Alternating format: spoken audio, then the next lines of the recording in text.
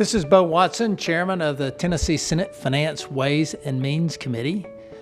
This is the quarterly financial reports on the revenues for the great state of Tennessee, and I'm joined here today by Boyan Savage and Robert Curry of the Fiscal Review Committee here in Tennessee State Government. Gentlemen, thank you for being here. I look forward to hearing what you have to tell us about our quarterly report for the state of Tennessee.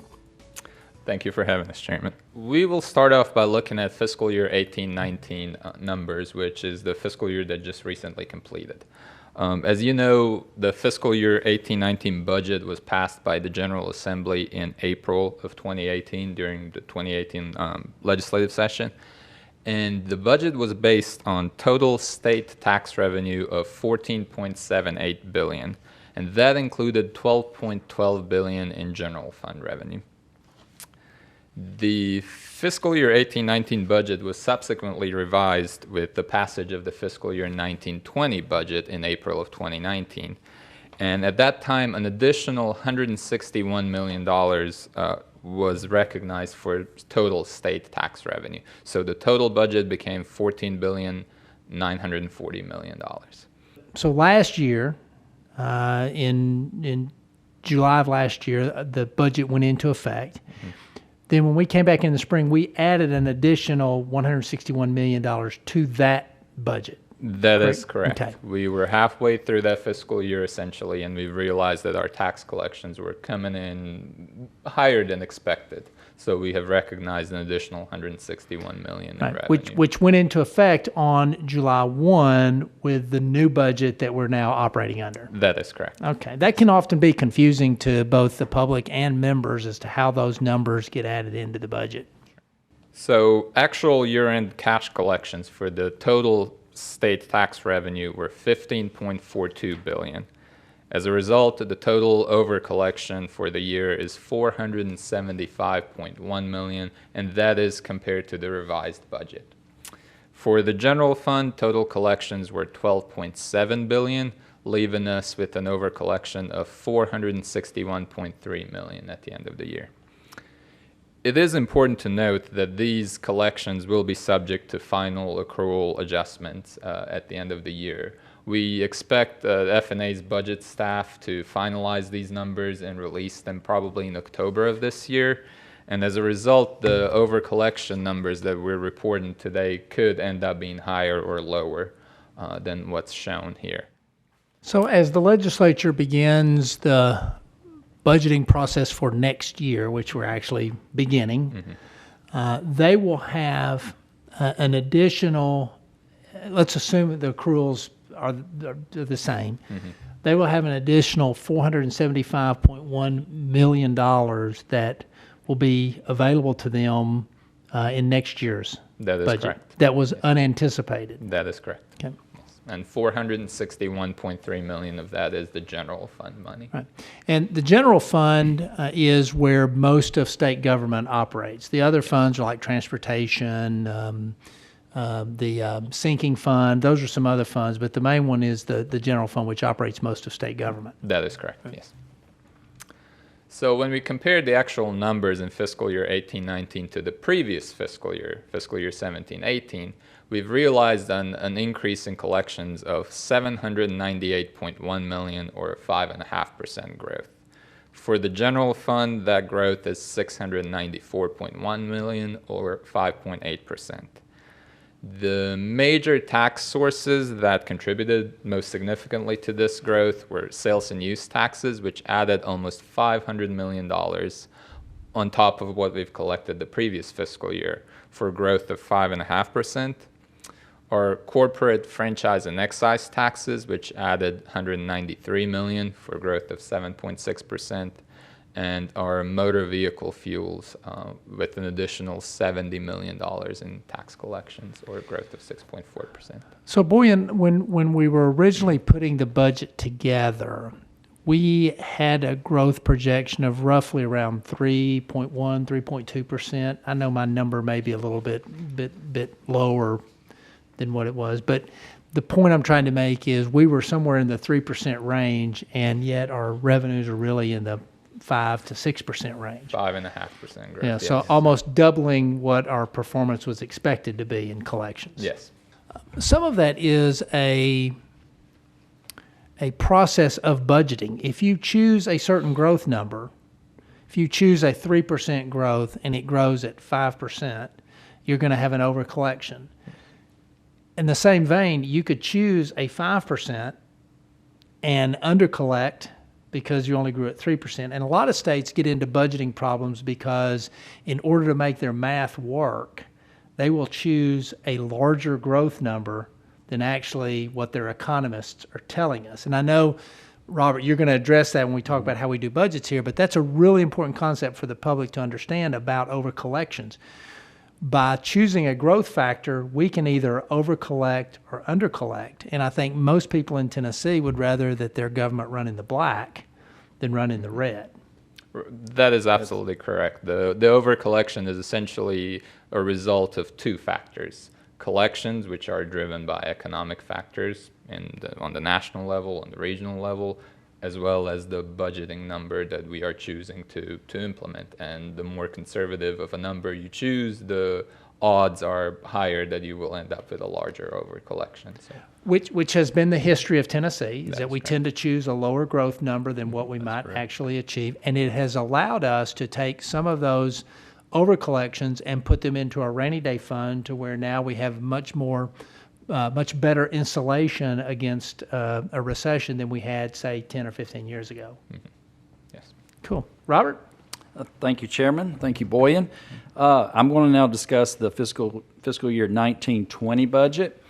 The fiscal year 1920 budget was passed by the General Assembly this past April during the 2019 legislative session. This budget was based on total state tax revenue of $15.42 billion, which included $12.67 billion for the general fund.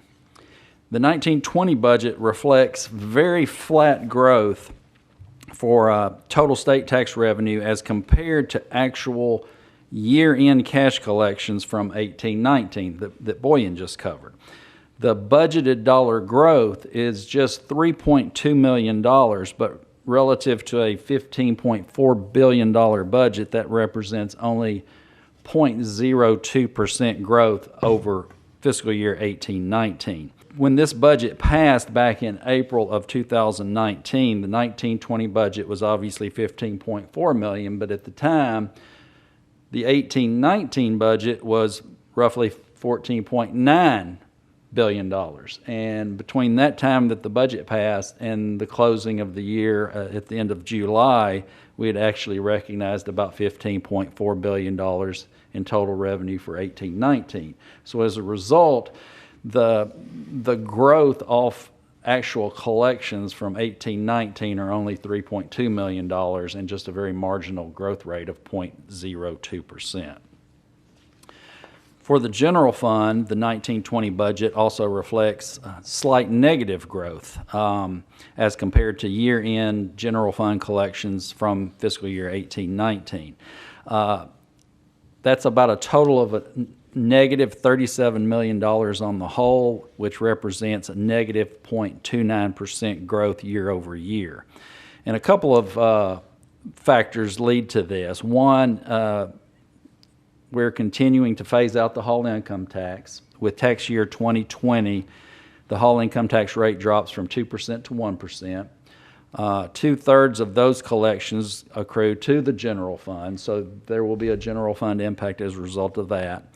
Another factor is this past legislative session, the General Assembly eliminated the occupational privilege tax for most of those taxpayers. Pretty much all of that revenue would otherwise be going to the general fund. And we're also anticipating further decreases in tobacco tax collections, which also typically accrue to the general fund. So that's the three big factors as to why the forecasted growth for 1920 is slightly less than what it was for 1819. So if we compared 1920 to 1819, 1819's general fund grew at, what was it, about 5.5%? The total collection, yeah. Yeah, about 5.5%. And we're anticipating that the general fund in this budget that we're now in Right. will not grow at all. Matter of fact, it may even contract somewhat. Based on the way that the legislature has budgeted, yes. But since we tend to underestimate our growth percentages, just like we've done this year where we've actually exceeded revenue projections, there's a strong possibility that we would exceed revenue projections in this budget year as well. Assuming the economy stays as it is and all those things That's are true. balanced. That's Yeah. a big factor, but yes. Yeah, okay. I guess what I'm trying to make sure is that people don't get overly concerned with, in Boyan's presentation, you see a lot of green numbers. Right. And in this presentation, here we are into the first month really of the new budget year, you see a red number. And it's really not cause for concern. It may show that our budgeting is actually, right on target. And everything is funded and paid for as it appropriately should be. That's correct. This slide here just kind of shows you a snapshot of the budget composition in terms of the revenue that the budget is based on. A couple of points to note is that sales tax, franchise and excise taxes, and motor fuel taxes, those three tax sources, if you will, make up about 87.5% of the total base, while the other 15 or so tax sources account for about 12.5% of the total base. And I just make that point to illustrate the importance of the state's sales tax and our corporate income taxes. And now, with passage of the Improve Act a couple of years ago, the motor fuel taxes are becoming a larger percent of our tax base year after year as a result. But on the motor fuel taxes, I think that is all dedicated towards the road fund, correct? That is exactly right. And the other component of this I think is really important for the public to understand is, since Tennessee is not an income tax state, we have no income tax, that we are really reliant on sales tax, franchise and excise tax, and those are both from a business perspective, having a lot of confidence in the economy, and from a consumer's perspective, having a lot of confidence in it. So consumer confidence is a key driver for Tennessee. But the total size of the pie, or the revenue pie, if you will, is $15.42 billion. And moving ahead, FRC staff has taken that annual budgeted number, and we have derived monthly targets or benchmarks for collecting the budget. And these are our monthly targets. And these targets represent the minimum amounts of monthly tax revenue necessary to fund the budget. In other words, if we collect these numbers or collect above them, then we will either collect enough revenue to completely fund the budget, or we will have an overcollection. And the purpose of this information is to provide members of the General Assembly with monthly updates as to how our state tax revenue collections are performing relative to the budgeted estimate. People can often get lost in the numbers on all of this, but at the end of the day, it's really just to help us have checkpoints along the way, so that if problems start to develop, we can see them developing, and at the same time, as things are going well, we can see that as well on a month-to-month basis. And I think any good business would run the same way. And obviously, we have a history here in Tennessee of running our financial system like a good business. So this would be just like any other good business running a good business practice. Yes. This has been the quarterly revenue report for the state of Tennessee. I'm Senator Bo Watson, Chairman of the Senate Finance Ways and Means Committee. I want to thank Robert Curry and Boyan Savage, members of the Fiscal Review Committee. We'll see you next quarter.